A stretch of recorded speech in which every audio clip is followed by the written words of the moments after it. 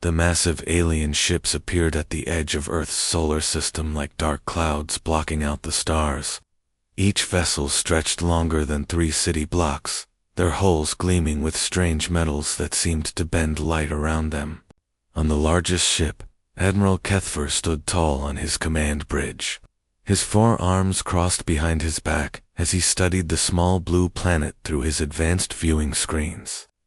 "Another primitive world," he said to his second-in-command, a younger officer who stood nearby. "Look at their technology, Commander. They still use chemical rockets to escape their own gravity well. How amusing." The alien commander's viewing screen showed Earth's orbital stations and satellites. To Zephyrian eyes, they looked like children's toys made of basic metals and simple electronics. Kethver had seen hundreds of worlds like this before. The pattern was always the same: show up with overwhelming force, demonstrate superior technology, and watch the locals submit to Zephyrian rule. "Shall we begin the standard protocol, Admiral?" asked his communications officer. "Yes, but let them see our full fleet first. I want them properly intimidated before we even speak." Far below on Earth, alarms were ringing in military bases across every continent. In a secure bunker beneath the Korean peninsula, Admiral Jinwoo Park stared at his tactical displays with calm eyes. He was a man in his 50s, with gray hair and steady hands that had seen many battles, though none quite like this. "Sir, we're counting 47 alien vessels," reported Captain Hannah Kim, a sharp young officer who had graduated top of her class from the Naval Academy. "Each one is roughly 3 kilometers in length. Our satellites are picking up massive energy signatures." Admiral Park nodded slowly. "Any weapons signatures?" "Definitely armed, sir. The energy readings suggest plasma-based weaponry, possibly quantum-enhanced shielding systems," answered Commander Do-Yan Lee from his position at the sensor station. The alien transmission came through on all frequencies at once. Kethver's tall, imposing figure appeared on screens around the world. His skin was pale blue, and his eyes were larger than human eyes, giving him an unsettling appearance. When he spoke, translation devices converted his words into every human language. "People of Earth," the alien admiral began, his voice carrying the tone of someone speaking to children. "I am Admiral Kethver of the Zephyrian Confederacy. We have come to offer you a place in our great civilization." On Earth, President Sarah Williams sat in the emergency bunker with her advisors. She looked to Admiral Park, who gave her a small nod. "We represent over 300 worlds," Kethver continued. "Each has found peace and prosperity under our protection. Your world is young and weak, but we see potential in your species. We offer you the same gift we have given to countless others." The transmission showed images of other worlds under Zephyrian control, cities with impossible architecture reaching toward alien skies, ships moving between stars like fish swimming through an ocean of light, technologies that seemed like magic to human observers. However, Kethver's tone became more serious. "This offer comes with conditions. You must accept our leadership. Your military forces must be disbanded. Your governments must yield to our appointed governors. This is non-negotiable." In the bunker, Admiral Park watched his staff's faces. He saw anger, fear, and determination in equal measure. Captain Kim's jaw was tight with barely controlled rage. Commander Lee's fingers drummed nervously on his console. To demonstrate why resistance would be foolish, Kethver continued, "Observe." On the screens, one of the alien ships fired a single beam of brilliant blue energy at a large asteroid drifting near Mars. The space rock, which had been nearly a kilometer wide, simply disappeared in a flash of light. "Your primitive weapons cannot harm our vessels. Our shields can withstand your nuclear weapons as easily as you might brush away dust. Your choice is simple: accept our generous offer of protection, or face the consequences of your foolishness." The transmission ended, leaving the world in stunned silence.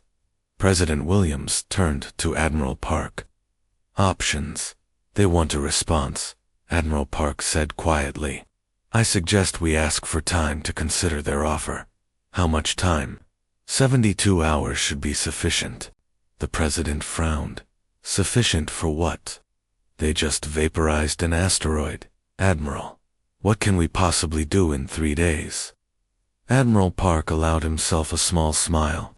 With respect, Madam President, sometimes the best strategy is to let your enemy think they've already won.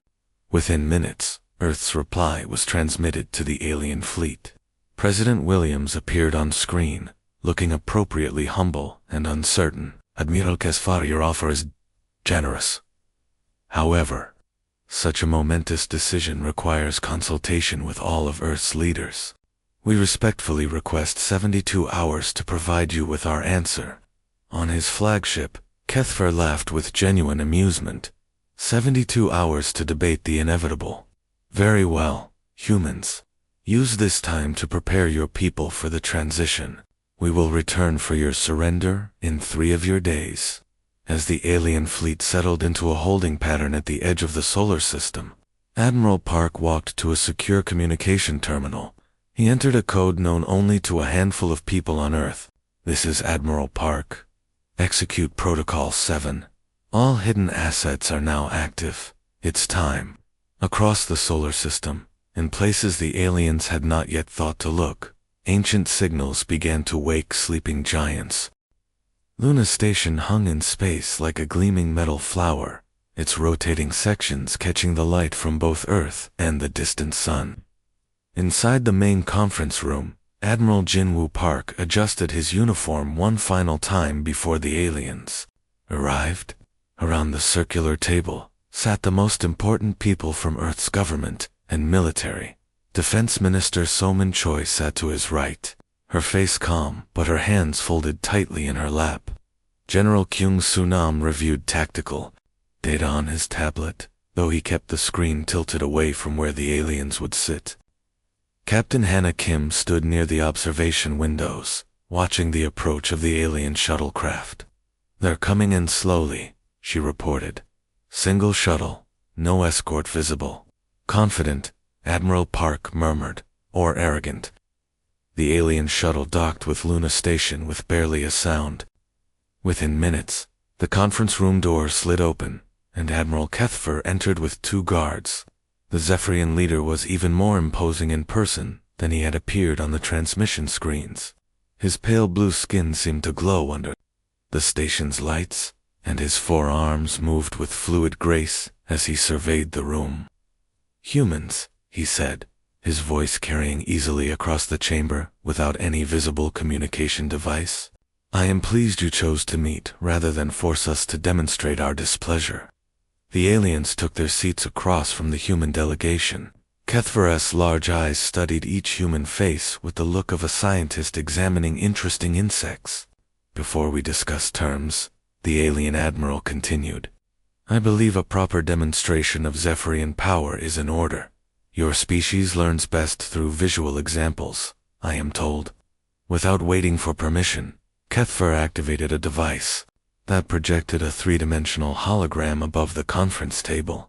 The image showed a beautiful world with purple skies and silver cities that stretched up into the clouds. The world of Kelthra, Kethfer explained. Once, they too thought they could resist our generous offer of protection. The hologram changed, showing massive Zephyrian warships appearing in orbit around the planet. Beams of energy lanced down from the ships, and entire cities vanished in explosions of light. The purple skies turned black with smoke. It took only 6 hours to convince them of their error, Kethfer said with satisfaction. Now they are productive members of our confederacy, and their children grow up knowing the peace that comes with proper leadership. Defense Minister Choi shifted uncomfortably in her seat, but her voice remained steady. How many worlds have you convinced in this manner? Hundreds, Kethfer replied casually, though most are wiser than the Keltherans. Most choose cooperation over destruction. The hologram changed again, this time showing different worlds. Some were beautiful garden planets with strange alien cities. Others were industrial worlds, covered in massive factories. All flew the banner of the Zephyrian Confederacy. Each world contributes according to its abilities, the alien admiral explained. Some provide raw materials, others manufacture goods, still others serve as agricultural centers. Your world would likely be classified as a resource extraction site, given your abundant metals and water. General Nam looked up from his tablet. And the people? What happens to them? They work, they live, they serve the greater good of the Confederacy. Those who cooperate find comfortable lives. Those who resist. Kethver gestured to the hologram, which now showed a barren, cratered wasteland. The choice is always theirs to make. Admiral Park leaned forward slightly. You speak of choice, but you arrive with a fleet of warships. That seems contradictory. Kethver's laugh was like the sound of wind chimes in a storm. Admiral Park, is it not? You humans have a saying about speaking softly and carrying a large stick. We prefer to speak clearly while carrying an overwhelming force. It prevents misunderstandings. Perhaps a demonstration would help clarify things, one of Kethver's guards suggested. The alien admiral nodded approvingly. An excellent idea, Commander Zaktar. Humans, please observe through your windows. Captain Kim moved closer to the observation deck, and the others followed. Outside Luna Station, 3 Zephyrian escort ships had positioned themselves near a large asteroid that had been captured for mining operations years earlier. Target designation, Mining Asteroid LM-47, announced Kethver. Approximate mass, 200,000 tons of iron and nickel. Distance from your station, 15 kilometers. A safe distance for observation. One of the alien ships rotated slowly until its main weapons array pointed toward the asteroid. Energy began to build along the length of the weapon, creating a blue-white glow that was visible even through the station's protective filters. Primary plasma cannon, charging to 30% power, Kethver said conversationally. More than sufficient for this demonstration. The weapon fired with a brilliant flash that forced everyone to look away momentarily. When their vision cleared, the asteroid was simply gone, not destroyed or broken apart, but completely vaporized, leaving only a thin cloud of glowing particles that quickly dispersed into space. 30% power, Kethver repeated. Our main battle cruisers carry weapons capable of 150% of what you just witnessed. Each ship in our fleet could level one of your major cities with a single shot. The conference room fell silent, except for the soft hum of the station's life support systems. Admiral Park studied the empty space where the asteroid had been, his expression unreadable. Impressive, he said finally. Your technology is clearly advanced beyond our current capabilities. I am pleased you understand the reality of your situation, Kethver replied. Now, shall we discuss the terms of your surrender? Defense Minister Choi spoke carefully. We still require time to consult with our world leaders. 72 hours, as agreed. The alien admiral waved a dismissive hand. Very well. But understand that our patience has limits. We have schedules to maintain, other worlds to visit. Do not test our generosity with delays. As the aliens prepared to leave, Admiral Park stood and bowed slightly.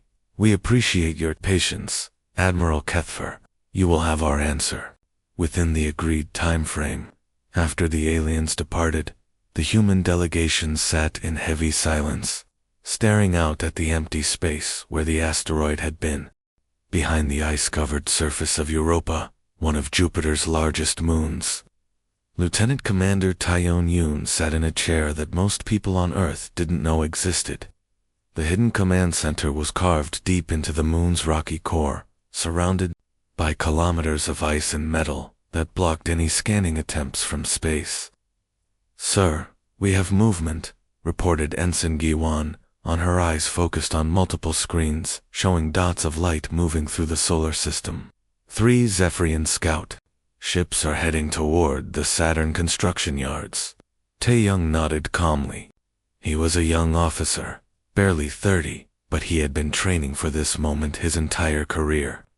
Distance to our outer perimeter, 47 million kilometers and closing. At their current speed, they'll reach detection range in 6 hours. Captain Minho Seo walked over from his station near the center of the command room.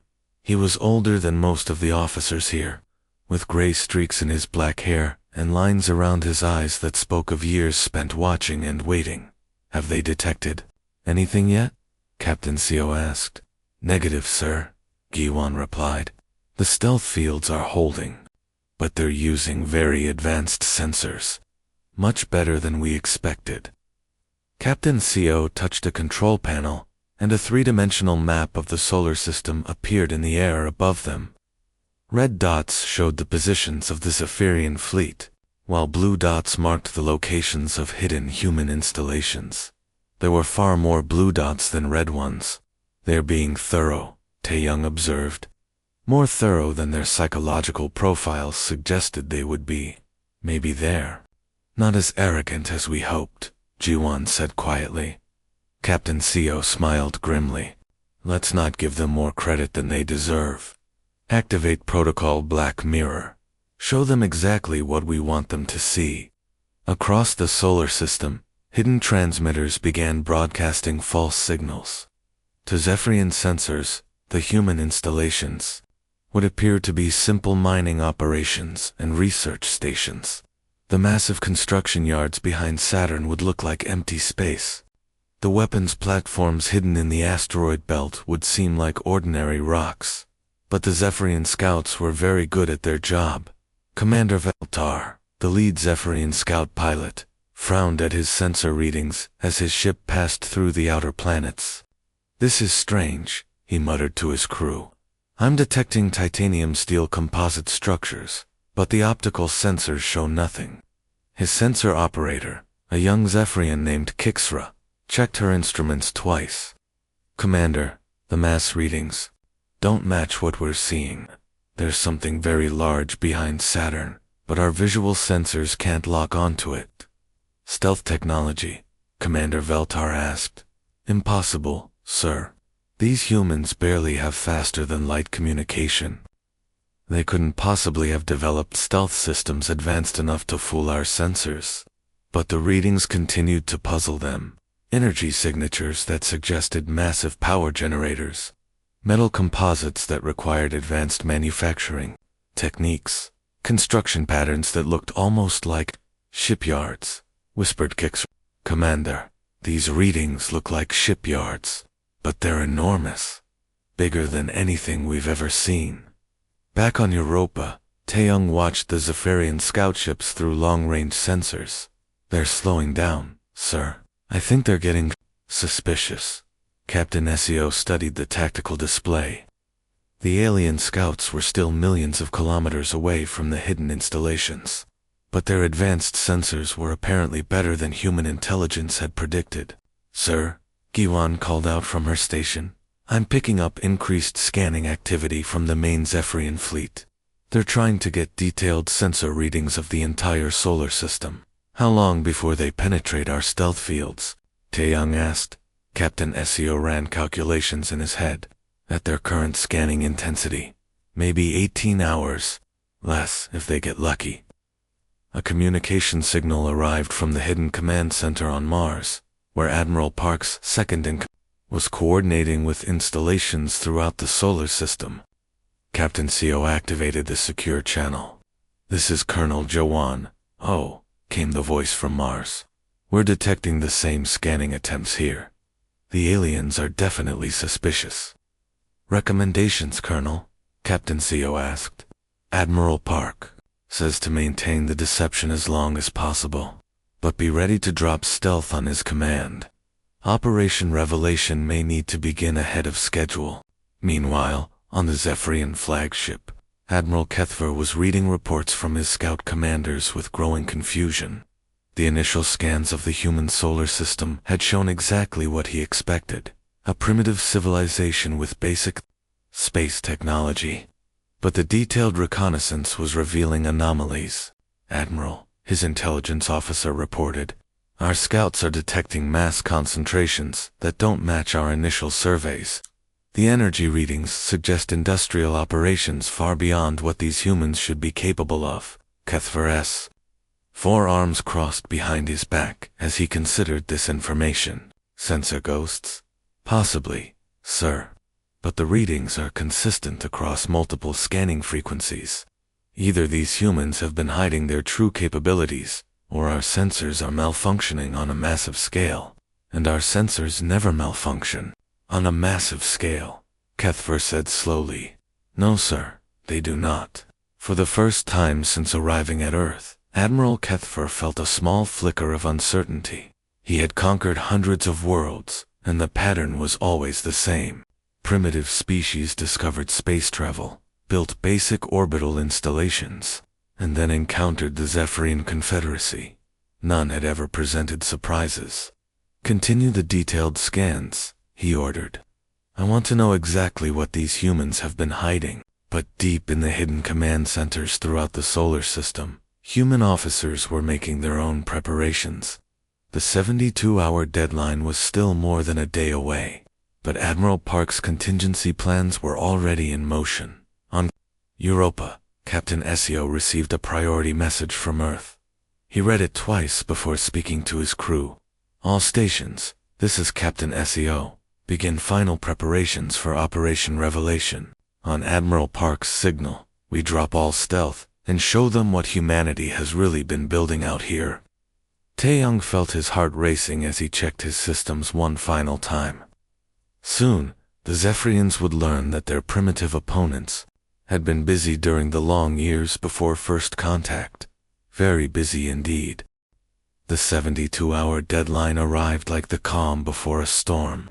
On Luna Station, Admiral Jinwoo Park stood in the command center, surrounded by his most trusted officers. Captain Yuna Jung checked her communication systems one final time, while Colonel Juwon-Oh reviewed the tactical displays that showed the positions of every ship in both fleets. All stations report ready, sir, Captain Jung announced. Every hidden installation is standing by for your command. Admiral Park looked at the chronometer on the wall. In exactly 3 minutes, the Zephyrian deadline would expire. He had spent his entire career preparing for this moment, though he had always hoped it would never come. Signal from the Zephyrian flagship Admiral, reported Commander Doyon Lee. Admiral Kethver is requesting our final answer. Tell him he'll have it momentarily, Admiral Park replied. He walked to the secure communication terminal and entered his personal authorization code. This is Admiral Park, to all units.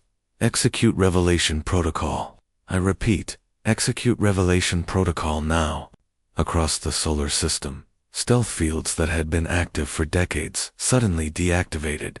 Behind Jupiter, massive construction yards that had been invisible to Zephyrian sensors blazed to life with running lights and active power signatures. Near Saturn, shipyards larger than Earth's moon revealed themselves in all their industrial glory. In the asteroid belt, what had appeared to be ordinary space rocks shed their camouflage and showed their true nature as heavily armed weapons. Platforms. But most dramatically, the space around Earth itself began to fill with ships. They appeared one by one at first, then in groups, then in entire formations. Sleek vessels that seemed to absorb light rather than reflect it, their hulls painted in deep blacks and grays that made them nearly invisible against the starfield. Each ship was smaller than the massive Zephyrian dreadnoughts, but they radiated a menacing energy that made the alien sensors scream warnings. On the Zephyrian flagship, Admiral Kethver watched in growing shock as hundreds of human warships materialized around his fleet. His sensor officer was frantically trying to count them all. Admiral, I'm reading 200. No, 300. The count keeps climbing, sir. They're everywhere. How is this possible? Kethver demanded. Our initial scans showed no significant military presence. Where did they all come from? His intelligence officer's voice shook as he replied. Sir, they were there all along. Hidden by stealth technology more advanced than anything in our databases. The energy signatures we're detecting, they're off the scale.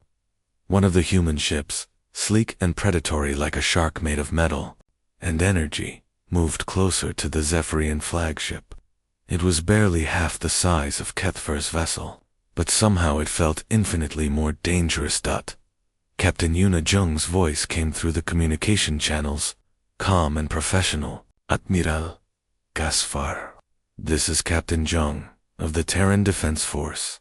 We want to thank you for your generous offer of protection. This is impossible, Kethfer stammered. Your species barely has space travel. You can't have built a fleet like this. Admiral Park's voice joined the conversation.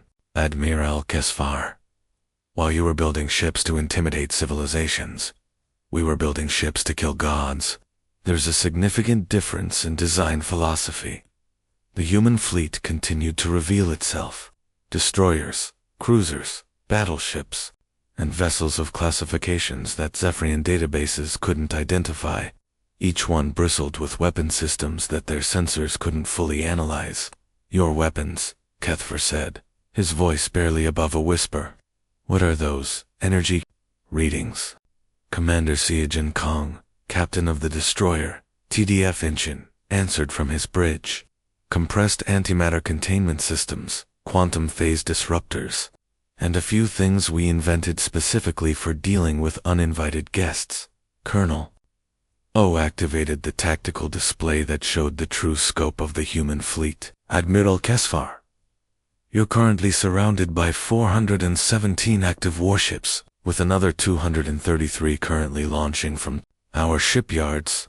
Each vessel is equipped with weapons systems designed to penetrate any known defensive technology. The Zephyrian admiral's forearms trembled as he realized the magnitude of his miscalculation. But your technology level, our scouts confirmed. You were primitive. Your scouts saw exactly what we wanted them to see. Admiral Park explained patiently. We've been monitoring galactic communications for over 50 years. We knew about the Zephyrian Confederacy long before you knew about us. We've been preparing, Captain Jung added. We studied every conquest you've made, every species you've subjugated. We analyzed your tactics, your technology, your weaknesses. Then we spent 5 decades building a fleet specifically designed to counter everything you do. On his flagship, Kethfer watched as more human ships continued to appear. Some were emerging from what had seemed like empty space near the outer planets. Others were rising from the surfaces of moons that had appeared uninhabited. The entire solar system was revealing itself to be one enormous military installation. How many ships do you have? He asked weakly. Enough, Admiral Park replied simply. The real question, Admiral Kethfer, is what happens now. You came here expecting to find a primitive world to add to your empire. Instead, you found something else entirely. Captain Yunbi Lim of the battleship TDF Seoul spoke up from her bridge. We could have revealed ourselves at any time in the past 50 years. We could have begun expanding into the galaxy, conquering worlds like you do. But we chose to wait. Wait for what? Kethfer asked. For someone to give us a good reason to leave our solar system, Admiral Park answered.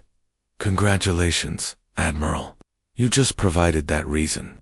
The human fleet's weapon systems began powering up, filling space with the distinctive whine of charging energy weapons. Every Zephyrian sensor screamed danger warnings as power levels that shouldn't have been possible. With any known technology built toward firing readiness, Admiral HFY. Admiral Park continued. You have 2 choices. You can order your fleet to withdraw from our solar system immediately, or you can see what 5 decades of human military engineering can accomplish in actual combat. For the first time in his long military career, Admiral Kethfer faced an enemy that was prepared for him, and he was terrified. The tension in space was thick enough to cut with a knife. Admiral Kethfer stared at the tactical displays showing his fleet completely surrounded by human warships. His hands shook as he tried to understand how badly he had miscalculated the situation. Admiral, his weapons officer said nervously, our shields are at maximum power, but their energy readings. I don't think our defenses can handle what they're pointing at us. Before Kethfer could respond, one of the smaller human ships moved forward from the formation. It was a sleek destroyer, with the name TDF engine painted on its hull, in both human and alien scripts. Commander Siajen Kong's voice came through the communication channels. Admiral Kesvar, we believe a demonstration would be helpful. We don't want any misunderstandings about our capabilities. The human destroyer turned toward one of the Zephyrian escort cruisers, a powerful warship that Kethver had personally chosen for this mission. The alien vessel's shields were at full strength, its quantum barriers glowing with protective energy that could deflect nuclear weapons. Captain Yunbi Lim spoke from the destroyer's bridge. Target, Zephyrian cruiser Valthera. Weapons, single pulse from forward particle cannon. Power setting, demonstration level only. Demonstration level, Kethver repeated in confusion. What does that mean?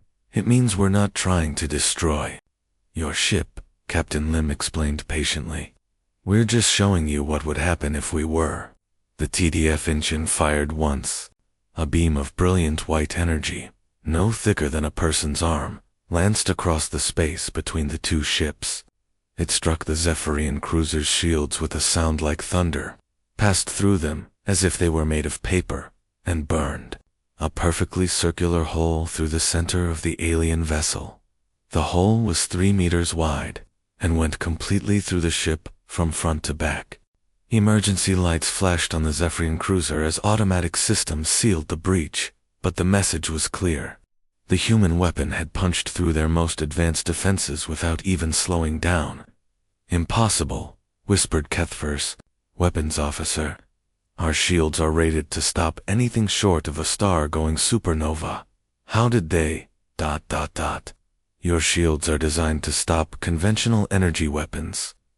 Admiral Park's voice came through the communication system. We don't use conventional weapons.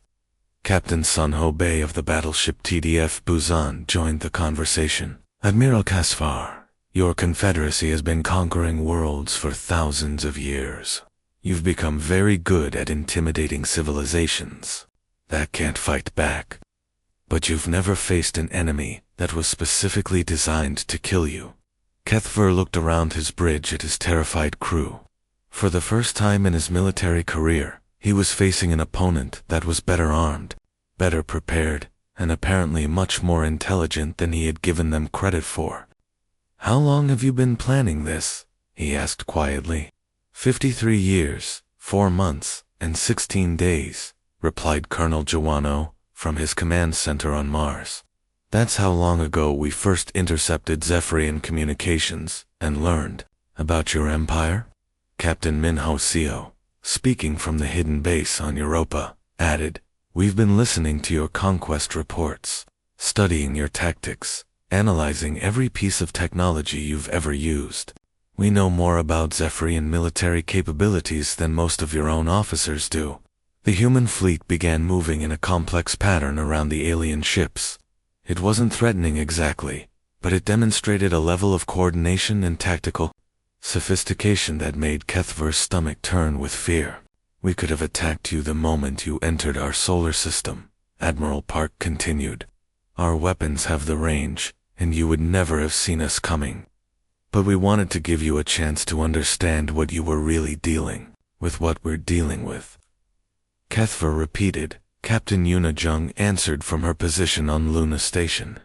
You're dealing with a species that spent 50 years preparing for war against an enemy we'd never met. We studied every world you conquered, every species you destroyed. We learned from their mistakes. The tactical display on Kethver's bridge showed the true scope of the human military presence. Ships were continuing to emerge from hidden positions throughout the solar system. Weapons platforms that had been disguised as asteroids were powering up.